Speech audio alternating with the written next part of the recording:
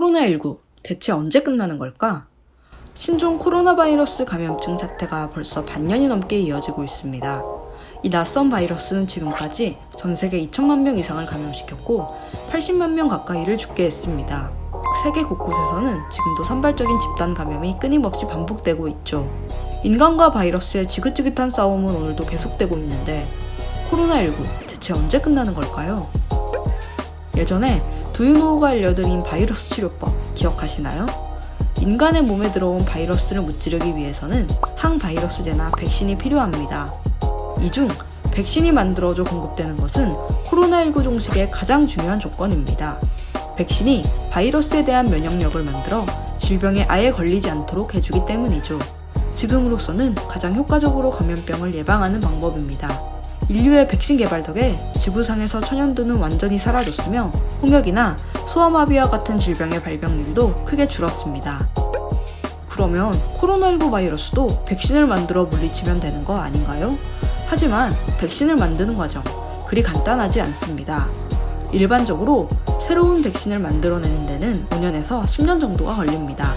초기 연구 이후 동물은 물론 사람을 대상으로 안전성과 효과를 검증하는 임상 단계를 여러 번 거쳐야 하기 때문이죠.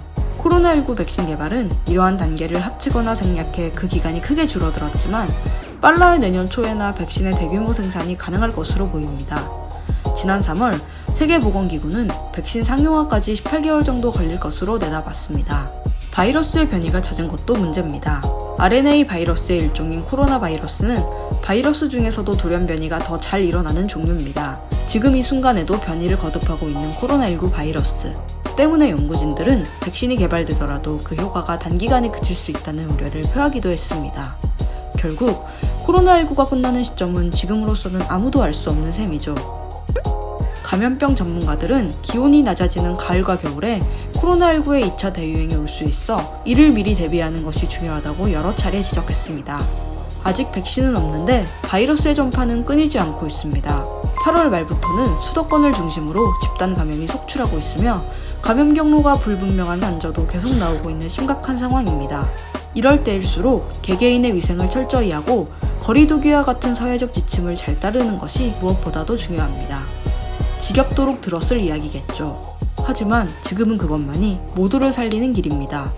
당장 끝을 논하긴 힘들지만 우리 스스로 조심하는 것만이 끝에 한 발 더 다가갈 수 있는 가장 빠른 방법이 아닐까요? 오늘의 Do You Know?